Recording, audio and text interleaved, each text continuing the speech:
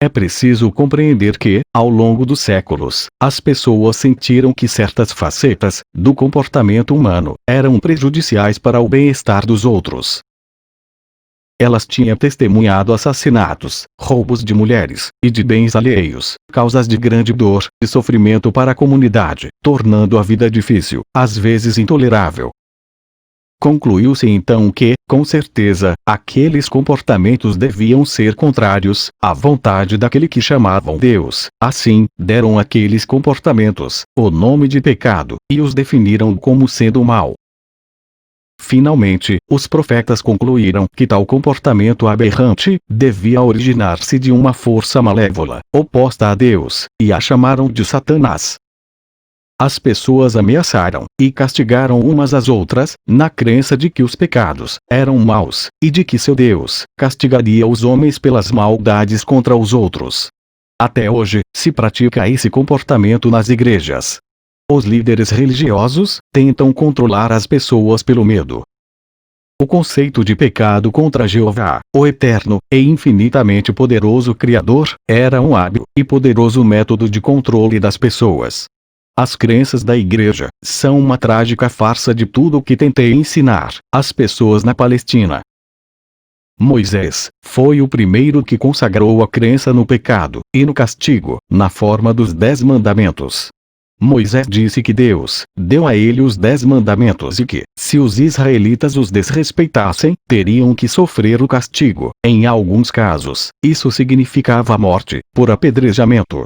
E ensinou que, se desrespeitassem as leis, estariam pecando contra seu Deus. A verdade exata é que, Moisés foi ao monte para rezar, pedindo um meio para controlar os israelitas rebeldes. Em resposta àquela oração, recebeu por inspiração os 10 mandamentos, dados a ele para ajudá-lo em sua tarefa de dirigir os israelitas, sem perigo, em sua jornada no deserto, com um menor grau de confusão.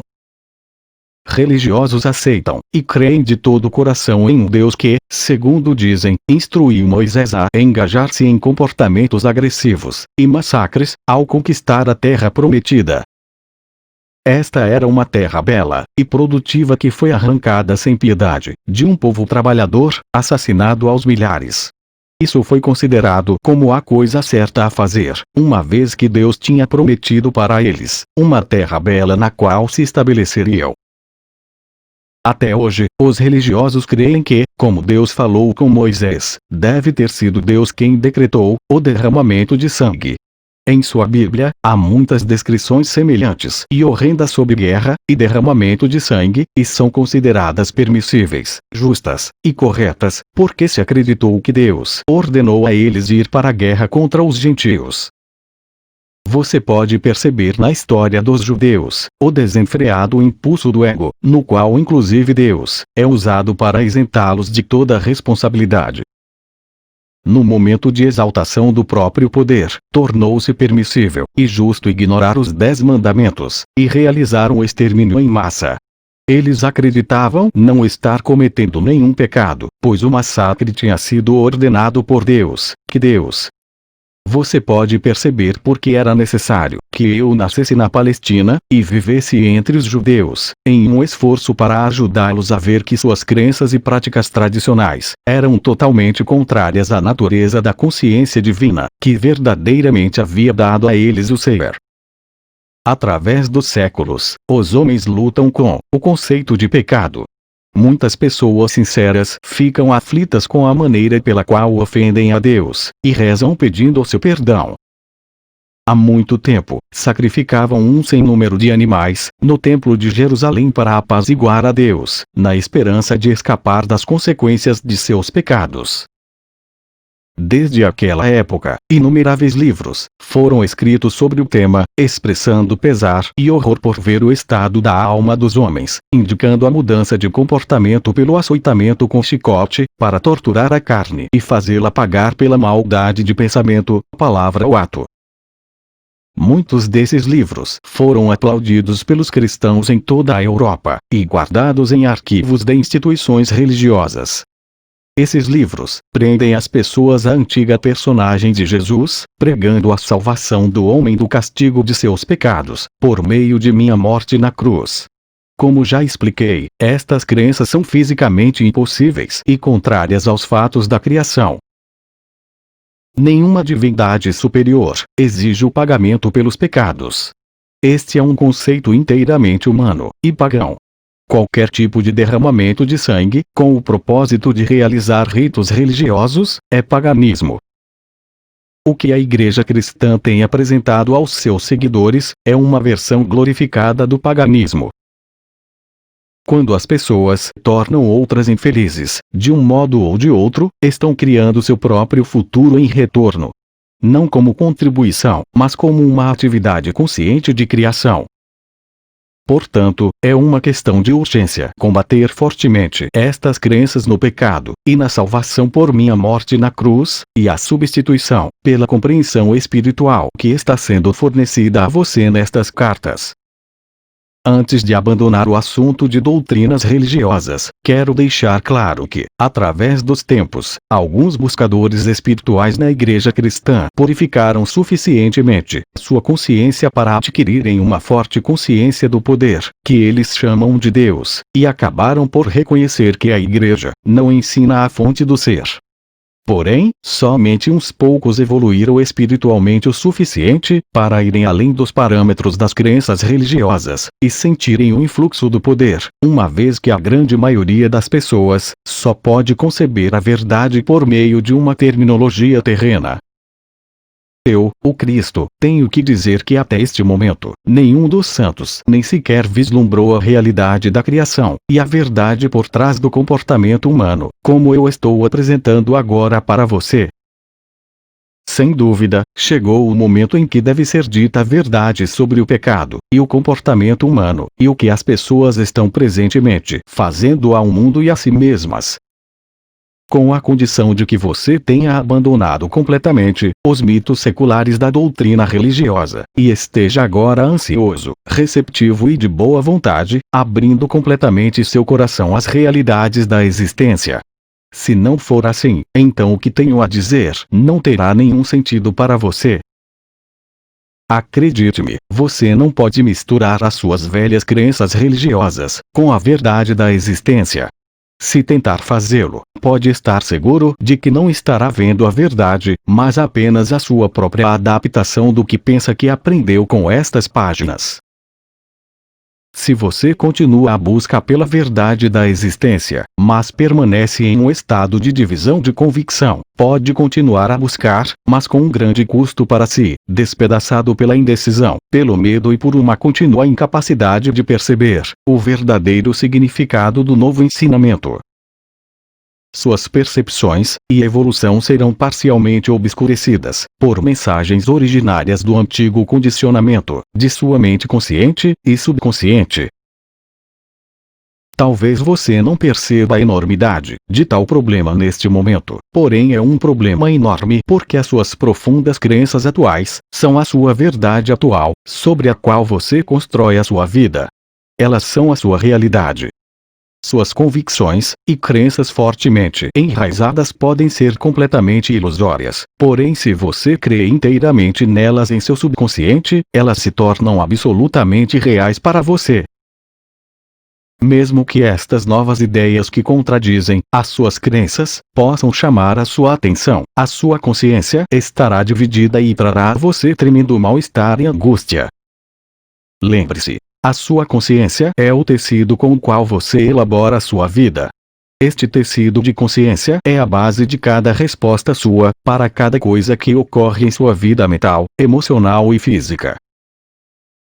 Sua consciência é sua realidade. Esta afirmação pode expressar-se de duas maneiras, e ambas são a verdade de sua existência. Sua consciência cria sua realidade, sem distinção de quais sejam os feitos de sua vida terrena. Quando as pessoas acreditavam que a Terra era plana, tinham medo de aventurarem-se demasiado longe nos oceanos, pois temiam que o barco caísse pelas bordas. As pessoas que acreditavam em uma Terra plana viviam segundo essa crença. Quando Galileu disse que a Terra era redonda, foi considerado um herege, porém sua percepção da circularidade da Terra permitiu que os marinheiros adquirissem uma nova visão do mundo e empreendessem viagens para descobrir o que havia do outro lado do oceano. Foi necessária uma mudança de suas crenças para tornar isso possível. Você está em uma situação semelhante com respeito a estas cartas. Aqueles que as desprezam e as ridicularizam são como as pessoas que acreditavam em uma terra plana e que tinham medo de cair pelas bordas se navegassem demasiado longe de seu ambiente conhecido. Seus horizontes são seriamente limitados por suas falsas crenças. Assim, os horizontes daqueles que creem que o mundo é sólido também são severamente restritos. Dia após dia, lamentam e se afligem pelas desgraças que desabam sobre o mundo, crendo que não existe nenhuma escapatória. Porém, as pessoas que puderam captar e dar boas-vindas à verdade da consciência, que atualmente estou apresentando ao mundo, serão como aqueles que perceberam que poderiam viajar sem limites pelos oceanos, em todas as direções, com a condição de que tivessem a vontade de empreender tal viagem. Portanto, seu estado de consciência é o que você deve considerar como o mais importante em sua vida, não as suas relações, posses ou posição na vida. Cuide de sua consciência e todas as bênçãos, em todos os aspectos de sua vida, virão a você. Por meio de sua consciência, você se alimenta de amor, harmonia, alegria e beleza interior, até em um beco de um bairro pobre. Com tal consciência, você será removido das ruas do bairro pobre, para um ambiente mais compatível com seu estado interior. É assim que se sai de circunstâncias desagradáveis. Com base em tudo o que foi dito, você deveria agora ser capaz de ver que somente você cria a qualidade de seu mundo interno, esteja em uma prisão ou no comando de um navio. E pode melhorar seu ambiente, irradiando sobre ele a força da vida, que anima o seu pensamento. E mais uma vez, sua consciência é a sua realidade, não seu marido ou esposa, filhos, lar, jardim, posses, títulos, lugar de trabalho ou amigos. Pois, seja qual for o lugar que as pessoas e suas posses ocuparem em sua consciência, bom ou mal, esse lugar é apenas a sua percepção pessoal sobre eles. A realidade dessas pessoas não é verdadeiramente conhecida por ninguém. Ninguém tem acesso à bondade inata oculta, em um caráter aparentemente negativo. E também ninguém pode suspeitar dos impulsos e desejos ocultos de um ser humano aparentemente bom. Sua vida externa se apoia apenas em sua consciência.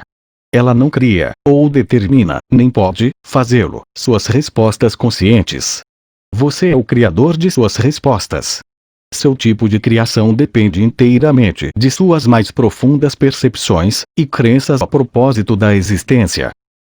Além do mais, você pode, a qualquer momento, escolher desmantelar gradualmente o seu antigo mundo interior, com a finalidade de criar um reino interior, mais harmonioso de amor crescente, vitalidade e alegria, ainda que seus objetos exteriores, pessoas ou posses, continuem sendo os mesmos.